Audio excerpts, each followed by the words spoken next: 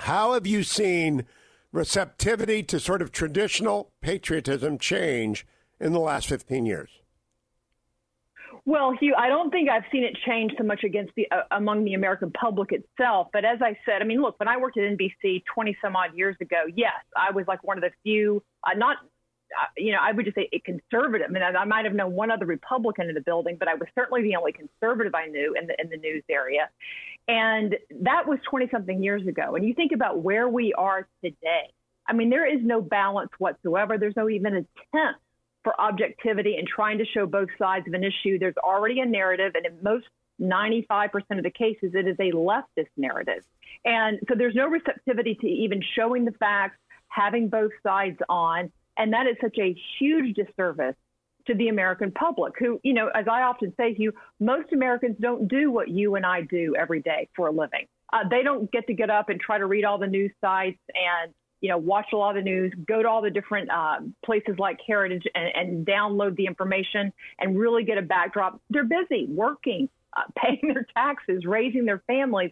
They don't have the ability to do all of that. And so therefore, many of them have nothing but kind of, like I said, a leftist narrative every time they turn on the TV, whether they pick up their local newspaper. And that's increasingly a huge problem. And you've never seen it like you see it today. You know, I guarantee, Genevieve, a story I covered this morning is the fact that housing starts were up 16.5% yesterday. The news came out. That's why the markets took off. And housing starts, I'll guarantee most Americans don't know that for every job in housing, it creates 4 jobs downstream. So it was tremendous good news for the economy yesterday. New home buyers are back.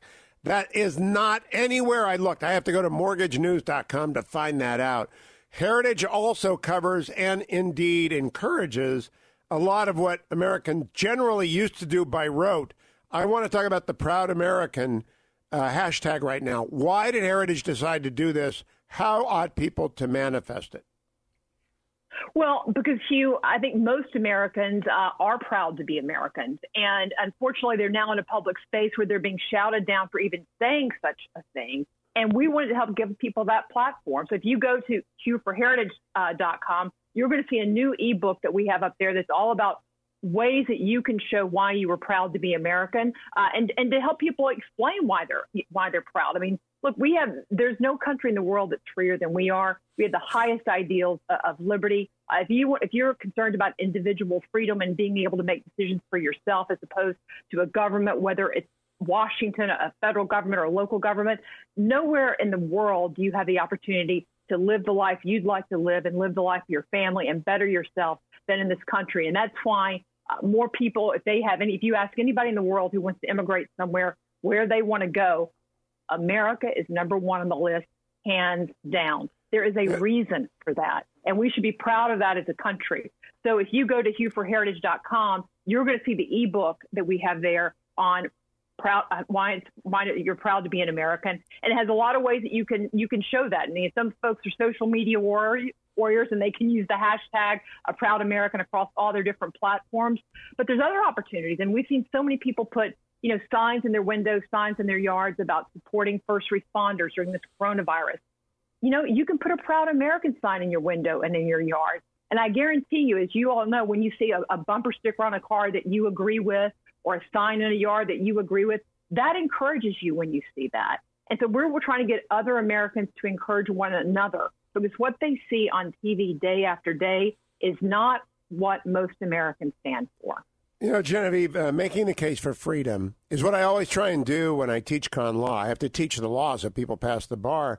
But I always begin, I'm on leave this year, but the first lesson is a brief history of nearly everything. How did we end up here? And we are a republic dedicated primarily to freedom. And I encourage each of my law students to reflect, if they want, they can stand up, close their book, leave the school, get in their car, drive anywhere they want in this great country, and it's a vast country, and start a new life with a new person. They can do whatever they want that's legal, and almost everything is legal in America.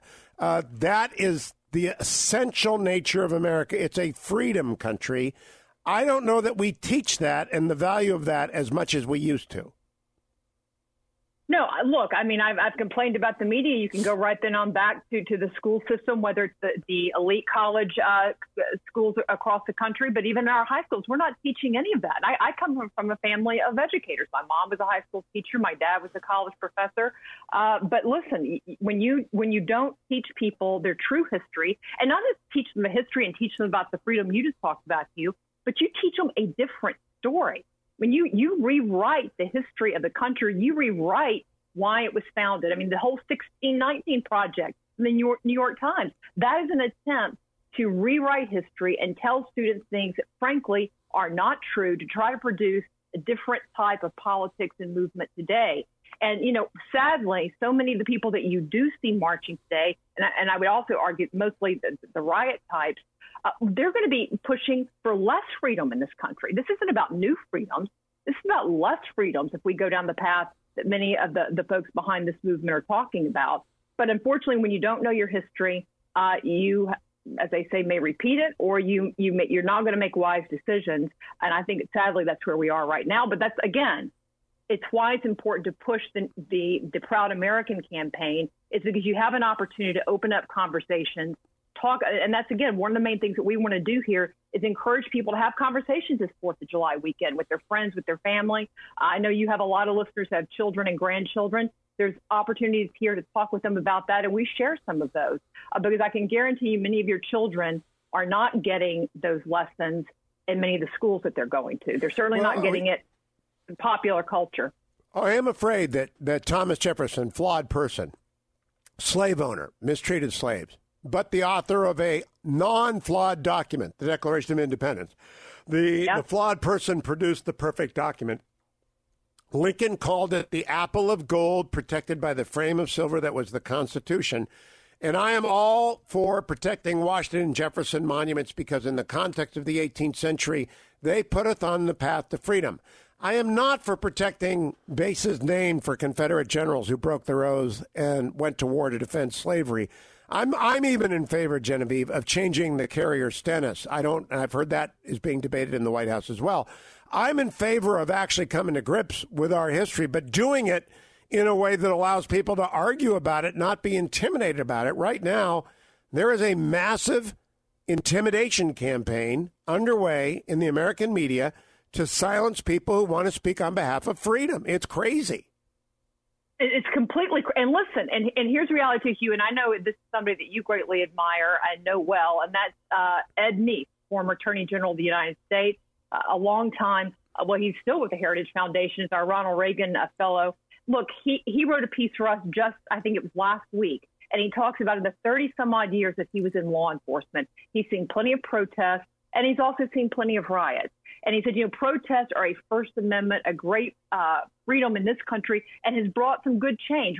True protests, peaceful protests have. But if you look at the history of riots, those rarely ever produce anything good. And they are exactly what you said, a way to try to intimidate others, not open up discussion, not try to have a national or a statewide dialogue about any issue.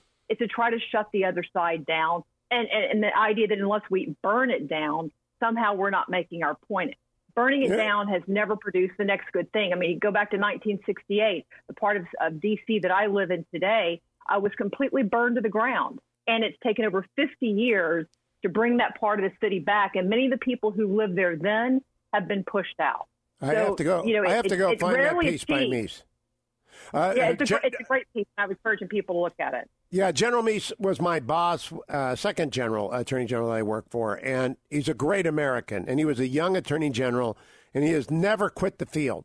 He's always, and whenever I go into Heritage, it seems like Ed Meese is still there, and General Meese has never quit the field, and I hope that's posted over at hughforheritage.com, but where would they find it, Genevieve, if it's not? If you go to heritage.org, you will find it right there. Just search Ed Meese. It'll be one of the first pieces that pops up for you. Genevieve, thank you. And remember, Proud American is available at hughforheritage.com.